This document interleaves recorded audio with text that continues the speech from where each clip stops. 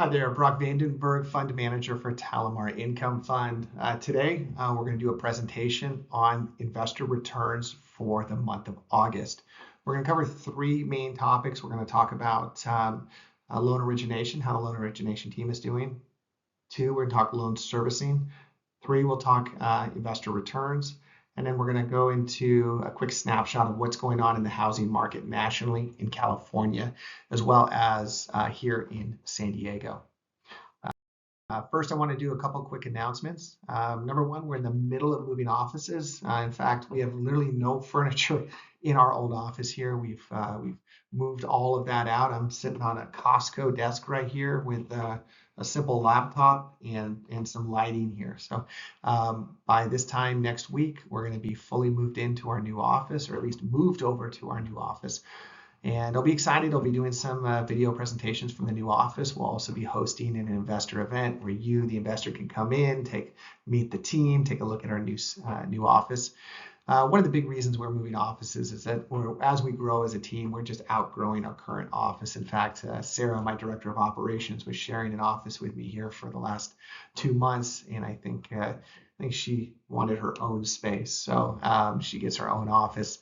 And then as we grow our sales team, they'll have more space to do their loan origination responsibilities. The second bullet point is we did surpass 120 million in total investor capital in the fund. Just about this time last year, we were closer to 80 million. So we've had a lot of success of bringing new investor capital into the fund.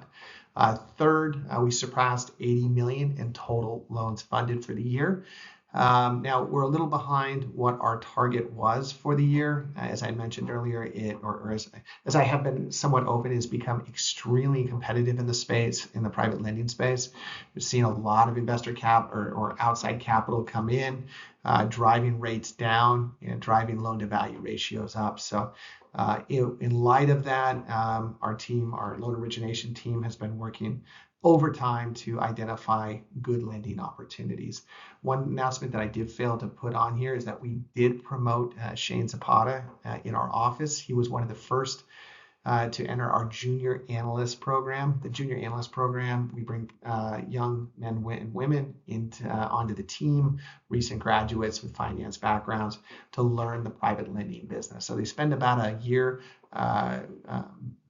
working with me and the rest of the staff to learn about the loan origination or the private debt space, and then they get the opportunity to go into a loan origination role. So we're excited to have Shane in that role. That puts us at 2 full-time loan origination specialists alongside myself to identify new lending opportunities, and that should hopefully increase the volume of loans that we are funding. A little quick thing about TaliMar Financial. So if you're not familiar with who we are, or you're just kind of kicking the tires and learning more about what it is that we do and potentially invest in our fund, here's a quick snapshot. TaliMar Financial I established in 2008. And the original focus when I was doing loans back in 2008 was to provide short-term financing to investors who were buying at that time short sales, foreclosures, and bank-owned properties. These loans were very short-term.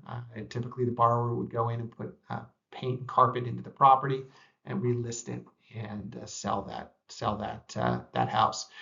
At that point, we had a trust deed model, and essentially, for those not familiar with trust deed investments, essentially you are the lender. So I would identify the lending opportunity. I would bring the trust deed investor in as the lender. I would marry the lender with the loan, and then I would service that loan on behalf of the investor. We did that for about 12 years, funded well over 500 million in those types of loans. We got to about 45 million in outstanding balance on this platform, on this structure. But we identified that we recognized that it was a very inefficient way of operating, both as a company trying to always bring in a different lender on every single loan, and then for our investors getting paid off all the time. These were short-term loans. It was difficult to maintain an effective way of keeping your money invested. So at that about end of 2020 is when we launched TaliMar Income Fund, and then brought all our trust deed investors under the umbrella of the fund, creating a more consistent investment platform for them, along with some tax advantages of investing in the fund. To date, we've funded well over 1,100 loans, totaling over $700 million, and we've had no loss to investor principal. About the fund, here's a quick snapshot. The fund, as an investor in the fund, you are investing or participating in a portfolio of loans. Currently, we have about 118 loans with an outstanding balance of approximately $122 million. And you, the investor, are earning monthly income from the interest earned on those loans in the portfolio. Now, as an investor in the fund, you offer that. The advantages are that you earn consistent monthly income. You do qualify for that 20% QBI tax deduction, qualified business income tax deduction, for non-retirement funds. And then you have obviously the security of real estate. All of our loans are secured in first position on real estate here in the Western United States and primarily in the Southern California market. Again, in the fund, we've had no loss to investor principal.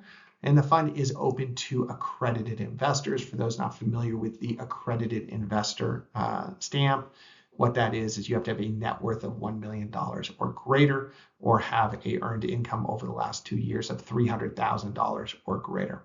If you're interested in learning more about the fund, feel free to reach out to my team. Best way to reach us is at invest@TalimarFinancial.com, or go to our website. We have a drop-down menu under Invest, and you can request the executive summary. All right, here's a quick snapshot of the fund. We have a total of 374 investors in the fund, with total invested dollars of $121 million. Total investor distributions over the lifetime of the fund is $20 million. The annualized return for the month of August, so this is the annualized return for the month of August, it was 9.28%. Year-to-date return, 9.42%, and the 12-month trailing average was approximately 9.5%. Total loans funded by the mortgage fund, we've funded 412 loans, totaling $343 million. Number of payoffs that we've had, so successful fundings and payoffs, 273 loans, totaling approximately $179 million. So the fund has grown considerably over the last 4.5 years. We see a tremendous amount of opportunity out there. So does obviously a lot of other interested parties, but we feel that the market is very deep, being that traditional banks, or we've really kind of filled in the gap from traditional banks who are lending a little less on the types of transactions that we're lending. All right, so let's jump into loan origination. As I mentioned earlier, we did promote Shane Zapata in our office to the loan origination role. We're excited about that. It should add additional firepower in identifying new lending opportunities. I do want to be transparent. However, it is very, very competitive out there. There is a lot of money, almost too much money, looking for lending opportunities. And so we're having to be very selective in, number one, the loans that we're funding, make sure that they meet our underwriting guidelines, but build relationships with borrowers who utilize this type of capital, both borrowers and brokers. All right, so highlights. For August of 2025, we funded 9 loans totaling $10.6 million. And that's right in line with kind of what our goal is on a monthly basis. With about $10 million a month, that's kind of equates to about how much investor capital that we have available to fund. Average loan size was at $1.18 million. Average loan to value ratio of those loans, 63.89%, so below our 65% loan to value target. Average note rate was at 10.47%. Now that does fly in the face of kind of what I'm talking about. That is kind of on the higher end in terms of note rates that we're lending at these days. To be competitive in the marketplace with our underwriting guidelines, we're closer to the 10% rate, or the note rate. So this is the gross note rate, 10% to the high 9s. So that'll typically put returns to investors in the high 8s to about 9% when you start to pull out fund administration fees.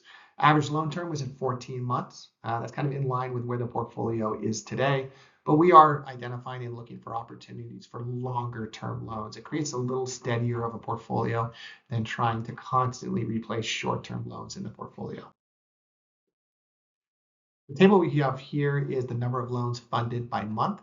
On average, we're between about 8 and 12 loans per month. That's kind of what our platform is built for. So this month we had 9 loans. So within the normal range of loans that we have funded. This is the total dollar amount of loans funded per month. We were just above 10 million. Now, as you can tell, there's a lot of peaks and valleys in loan volume, and unfortunately, that's just how lending goes. If it was, if I had my druthers, I'd always be at 10 million, maybe creep up to 10 and a half or 11 as we brought more investor capital in. But some months you get a lot of loan requests, some months you don't, or some months you get a lot of loan requests that you wouldn't lend on. So a lot of peaks and valleys, and that's probably one of the most difficult aspects of managing a mortgage fund is constantly balancing out the available capital and new loan volume. So what this chart shows here is the average interest rate that we're charging. This is the gross rate that we're charging on the note. We've been pretty consistent in that 10.5% range. As you can tell, we kind of peaked here in the kind of February and March and saw kind of a downward trend through May. Now we've been able to charge a little higher on some of the larger loans that we have funded, which has kind of pushed that average rate up. However, we anticipate this trending down over the next 12 months closer to 10%. This is an example of a recent loan that we funded. I wanted to highlight this one because this was a bridge loan. I always highlight kind of our fix and flip or ADU construction loans, but we do a healthy amount of bridge loans. And the difference between a bridge loan and a fix and flip or new construction loan is that there's no value add component to it. There's no physical adding to the property. There's no building of anything. There's no construction holdback funds. So in this case, this is a repeat client. They had actually owned this lot for a while. They're in the process of rezoning it to multifamily residential. The property itself is here in San Diego and has a small little retail facility here that a chiropractor leases. And then it's pretty much land here. It was actually a little used car lot there for a while. Borrowers on the tail end of getting this approved for a multifamily. What was really interesting on this loan as well is that the borrower partnered up with the city. The city has kind of a side kind of fund that assists developers who intend to build low-income housing units on their properties. So you can apply for grants or you can apply for special kind of financial assistance for the planning process. And they were successful in getting additional proceeds for this project. So great loan, great sponsor, great location, and look forward to the success not only of this loan, but the borrower in this project. One of the things that I do enjoy about this business is being able to drive down the street and kind of point out to my family the projects that we have funded or we're a part of. And being that we've done well over 1,100 loans, probably 900 of them are here in San Diego. Everywhere you go, you can say, "Hey, I funded that project," or "I funded that project." So this is one that I look forward to saying, "Hey, I played a role in it." All right, let's jump over to loan servicing. As many of you know that watch these videos, is that I feel that loan servicing is 50% of the battle. You can do all the underwriting you want, do all the, make sure that you have the right underwriting guidelines. But if you're not servicing your portfolio appropriately, you can get in a lot of trouble. And so we take a very aggressive approach at servicing our portfolio. We make sure borrowers are making the payments on time. If they're not, we're reaching out to them. We're making sure borrowers are paying their property taxes, property insurance. If the loan is coming up on its maturity, reaching out to the borrower to make sure either extend that loan or getting paid off. So we take a very aggressive approach. Now keep in mind, we do outsource the physical collection of payments to a company called FCI Lender Services. I think they're one of the largest private lending servicing companies that specialize in working with private lenders. I think the last video I saw, they had over 10 billion in servicing right at this point. So it's a very low cost item to manage, and so it's just easier to outsource that. And then especially being that we're lending here in California, you want to make sure that you're following the rules, and they specialize in making sure that we follow the rules. Here we have the highlights of the portfolio at the end of at the end of August. We had a total of 119 loans, totaling 122 million in outstanding balance. Average loan size is just above 1 million. Average note rate of the portfolio is at 10.45%. Average loan to value, 63.89%. And again, average term at 14 months. This is a graph of the type of loans in the portfolio. Starting on the left-hand side, construction loans make up about 30% of the portfolio. Now, we have seen a considerable increase in the construction loans that we have funded over the last 12 months. And this is primarily because we're funding a lot more ADU construction loans. Those familiar now with ADU, accessory dwelling units. And this is where someone is buying a property with a single family home and then building additional units onto the property. So we've seen a lot of that here in San Diego. Now, San Diego's actually curbed their the rules on those, so you don't have as big ADU projects anymore. It used to be you can almost put as many units you want on the property, but they have restricted that now to the number of units. But we still anticipate getting a fair amount of accessory dwelling unit loan requests.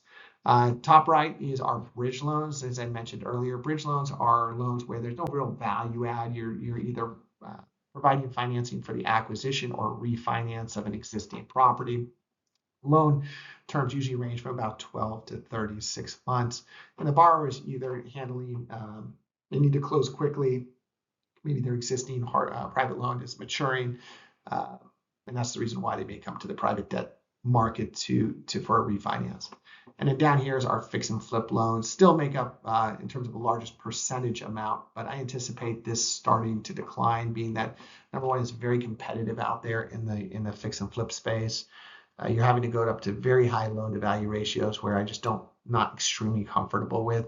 And there's just fewer of these types of transactions available, very few, carpet and paint and put back onto the market. So I anticipate us seeing more exposure in the bridge and new construction space. What this chart shows is loan portfolio by county. We're still way weighted in San Diego. It's our backyard. It's where we originate, obviously, the vast majority of our loans. We continue to look to expand, not that we're trying to put people in these different markets, but as the brand name of TaliMar Financial gets bigger, we raise more capital. I think we're going to see lending opportunities in more markets throughout California and the Western United States. What this table shows is the portfolio by property type. We still primarily function or focus on SFR and multifamily. That is kind of our bread and butter. Also feel that is probably the safest property type to be lending in, being that it's the easiest to get traditional financing in. But we can, as we grow and we get we get more capital into the fund, we'll have more exposure to other property types. That includes industrial, mixed use, assisted living, land, and retail. Now, we don't do a ton of land, but we are seeing more and more loan requests coming out of actually, what's interesting is Malibu, Alta Vista, and other parts of Los Angeles that were impacted by the fires. And so investors are going in and buying up these lots with the intention of doing ground up construction projects. And so we actually funded just 2 land acquisitions in Malibu for a very good sponsor. So I anticipate us seeing more of these types of loans coming in. Now, we're not doing land out in the desert. We're not doing land development loans. These are very infill niche markets where we're funding these parcels. So, but there is opportunity there, and you can price those loans a little higher.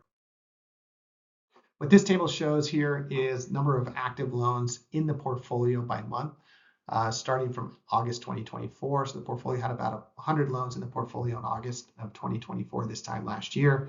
And now we're at 118 loans. And I always want to highlight this because one of the concerns that I do hear from investors is, Brock, we're concerned about your growth. You seem to be growing a lot. How are you managing growth?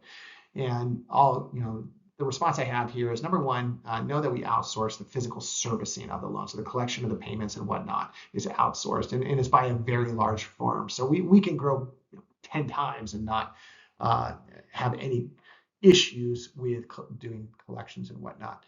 But we need to focus on are what we have in-house. So we do have a full-time loan servicing specialist that responds to borrower questions. We also have developed software in-house too that can manage and identify loans that that may be troubled loans, or what we call watch loans, and then also alert us for upcoming maturities, alert us for property insurance issues, taxes, and whatnot. So then we have a lot of runway. We can grow considerably with the resources that we have, and we've set it up that way so we can continue to have steady growth. What this table shows is the outstanding balance by month. So we were about 85 million this time last year, and we're cresting up above 120 million in total outstanding balance. And again, I would respond with a concern, Brock, you've seen a lot of growth. Can you manage this growth? And the answer is yes. Software goes a long way to help manage this. We've got a great team here that helps manage our growing loan portfolio. And then we can also obviously leverage our relationship with our loan servicing partner. What this shows is your interest income received per month. So this is the gross income fund receives from the loan portfolio. We did crest above $1 million in July 2025, and we're still above that million range here in August of 2025. What this chart here shows is the principal payoffs per month. Now, again, as I mentioned earlier, one of the most difficult parts of being a fund manager is constantly balancing the availability of capital and new loan requests. And the availability of capital comes in kind of more two primary forms. Number one is payoffs, which we average about 6 to 7 million per month. And then it comes from new investor capital being added into the fund, which we get about 2.5 million, maybe 3 million per month. So that averages out to about 10 million per month in available capital to be lending out on new loans. And that's what we were at this year, or this month, excuse me. But as you can tell, there's a lot of peaks and valleys, and it's really hard to kind of manage and kind of forecast what the payoffs are looking like. So, we've had as low as 3 million in a given month, but you've had as high as almost 10 million in a given month. So again, that's the biggest difficulty in kind of managing a mortgage fund like we do. Wanted to highlight a recent payoff that we had. This was a fix and flip loan here in San Diego. The borrower did an incredible job on doing the interior and exterior renovations, listed it and sold it very quickly. The loan to value ratio on this was at 56.23% on the payoff. Interest rate we charged was at 9.95%. So a great example of a successful exit that we had on a loan. All right, let's get into investor returns. So as I mentioned, the annualized return for August was at 9.28%, slightly lower than August of 2024. Year-to-date return, we're at 9.42%, and the 12-month trailing average, we're at 9.5%. I did want to again be transparent. We anticipate investor returns to decline over the second half of the year, being that we are having to be more competitive in the rates that we can charge borrowers. And that's a result of the just flood of investor capital that's coming into the marketplace. So again, we anticipate probably coming in the end of the year, anticipate annualized returns to be closer to the 9% range, maybe high 8% range. Total number of investors in the fund, we're at 374 investors, total invested dollars at 121 million. Net investor change, so that's net dollar amount that we have to invest with, increased by 2.4 million. Monthly distributions, we're at 948,000. In total annual distributions at 6.85 million. So what this chart shows is investor returns by month, and I broke it down to annualized returns, 12-month trailing average, and year to date. So this blue line here shows kind of what the annualized yield is. I don't like using this as a example because obviously you can tell, the annualized return on a monthly basis is honestly based upon the number of days in a given month. So right here in February, you're going to see a huge spike in the returns because it's for 28 days.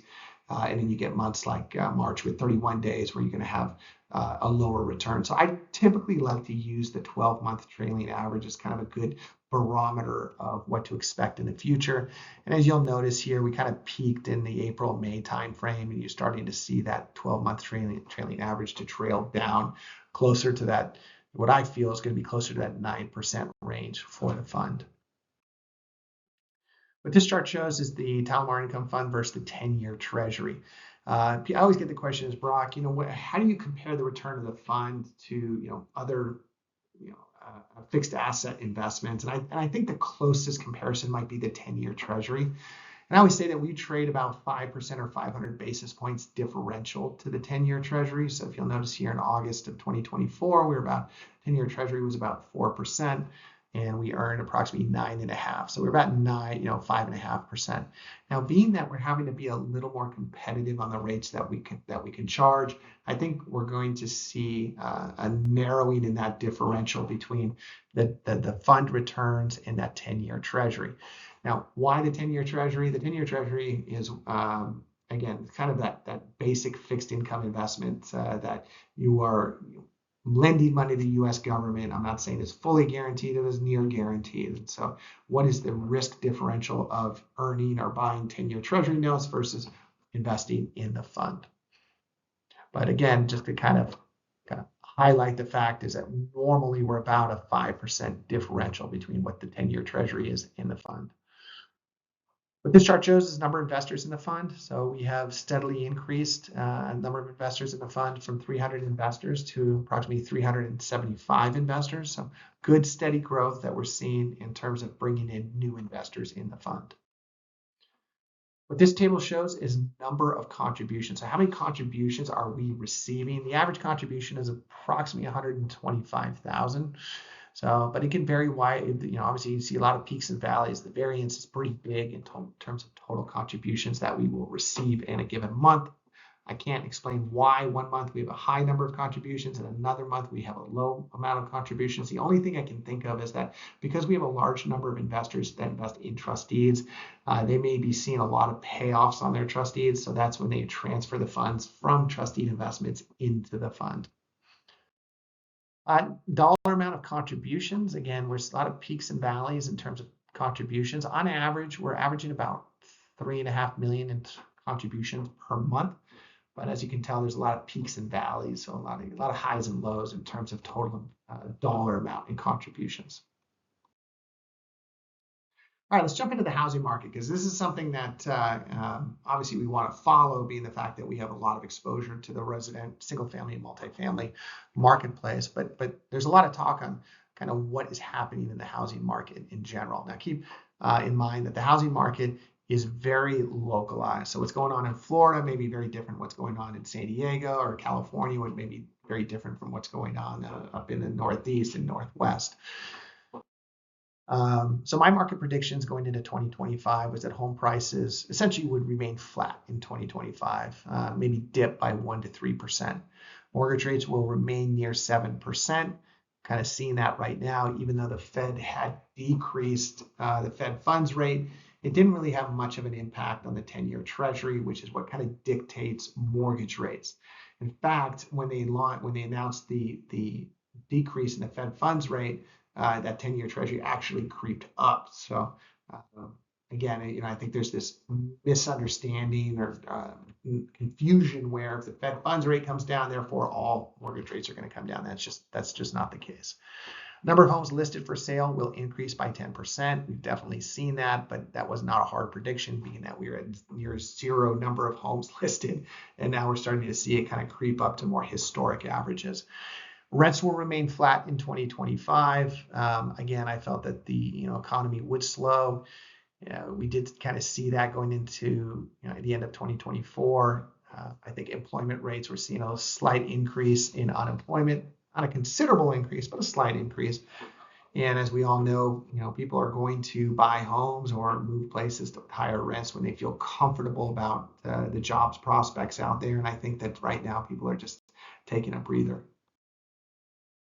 So what this chart shows is the 5-year the U.S. housing market over the last 5 years. I want to go over the last 5 years because I want to show and highlight the fact that values in real estate go up and down, and they go up and down, a good 2, 3, 4% range. So that's normal. So when the media comes out and says, home values are down by 3%, it's normal to see those fluctuations, and you'll see that here in these peaks and valleys.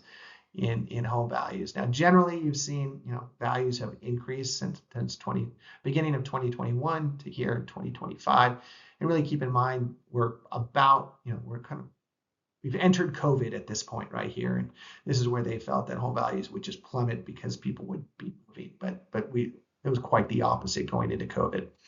So median home values since this time last year have been up by about 1.6%. So negligible increase. It goes kind of in line with what my prediction was. Number of homes sold have slightly decreased. Again, it's negligible. It isn't something that we should get overly concerned about. And the national average 30-year fixed rate mortgage is sitting at 6.6%. So that's near 7% range. All right, let's look here on this table. What this shows is the number of homes for sale. Again, I want to highlight the fact I've gone back 5 years in the wide variance that you see in number of homes for sale. It's pretty common to see increases and decreases in the number of homes for sale. In fact, if I went back further in 10 years, these are extremely low numbers of homes for sale. You're going to be closer to that 2 to 2.5 million mark is historically where the number of homes that are going to be listed on the market. And that's where we are right now. In fact, you kind of see a slight decline in the number of homes for sale nationally. And I think the reason for that is, number one, when a homeowner is selling their home, they have an idea of their price. It's what the neighbor sold their home for. It's not what the actual market is today, similar, to what maybe as someone who's selling an investment property. But homeowners have this idea like, look, if my neighbor got that price, I should get that price. And if I don't get that price, I'm going to simply take the house off the market. And I think you're starting to see that. The housing market, there's still, there's a growing variance between the ask and the bid for homes right now. And I think you're having a lot of homeowners that are saying, you know what, I'm not getting the price I want. I'm going to take that home off the market. And unless they need to sell it, they'll just wait to see if the housing market starts to accelerate again. So nothing that I'm too concerned about in terms of total homes on the market. So we got a 10% increase over this time last year, but again, we're at historic lows. Number of homes listed, 531,000 newly homes listed. And then the median days on market is at 47 days. Usually I want to see days on market, kind of stay consistent between about 3 to 4 months. It's a pretty healthy number of days on market, months of supply, excuse me. And that's kind of where we're at right now is months of supply. So we're right in that kind of healthy zone. This is a snapshot of the California housing market. Again, California has had a great run generally. California and most urban core markets suffer a major supply-demand imbalance. So there just is not enough of supply of housing for the demand. Now, obviously, demand is driven by pricing. And so I think right now we're still seeing pricing a little aggressive, a little high for the average home buyer. And I think that's why you're seeing an increase in the number of days on market, that bid ask. So what homeowners are asking and what willing buyers are willing to pay, there's still that gap there. So you're starting to see some reductions in price to find where that market equilibrium is. You're definitely seeing that here in San Diego. Median days on market, again, 47. So right in line, relatively comfortable that you're seeing enough activity here in the California market. Number of homes for sales, again, you've seen a considerable increase percentage-wise, but we're off historic lows. So I think it's hard to say, hey, we're in trouble at this point. I think it's just that we're coming off historic lows. And as we kind of go back to the historic averages, you're not going to see these massive percentage differentials.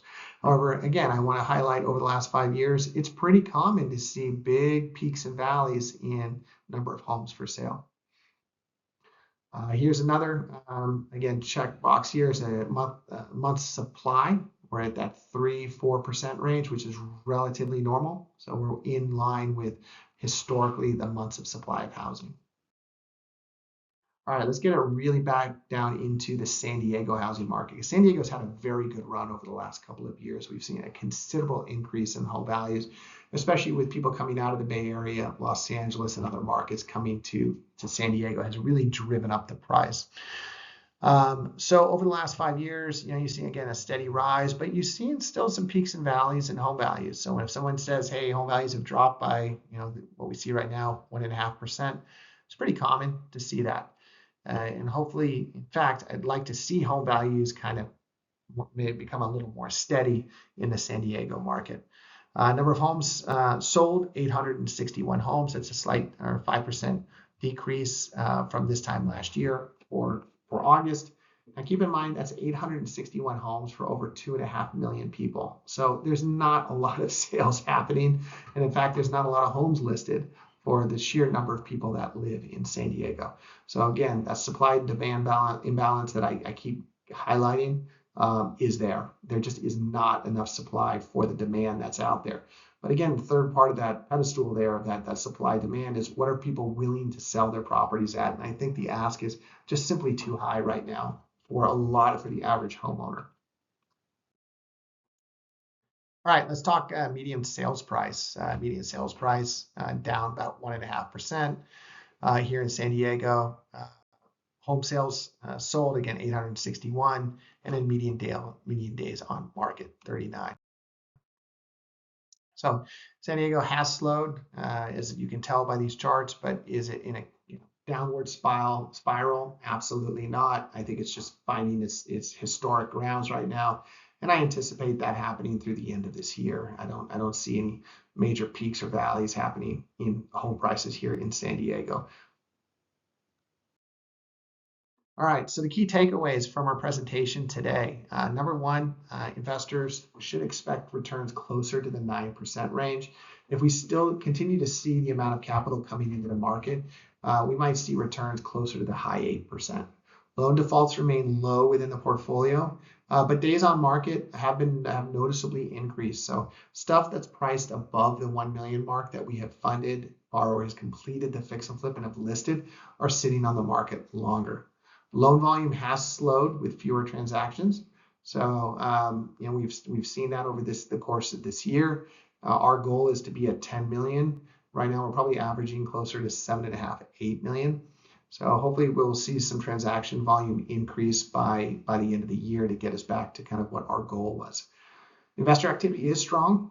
We have a lot of new investor capital entering the market or entering the fund. As some of you may know, that we did place a lot of new investments in a queue. We didn't want to bring in too much investor capital into the fund before we knew we could get those funds out into new loans.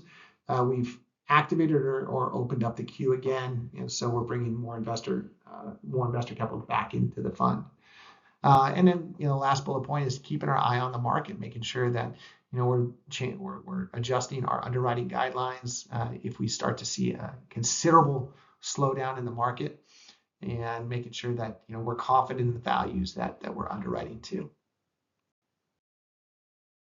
All right, a lot of questions about where you can find more information about the fund.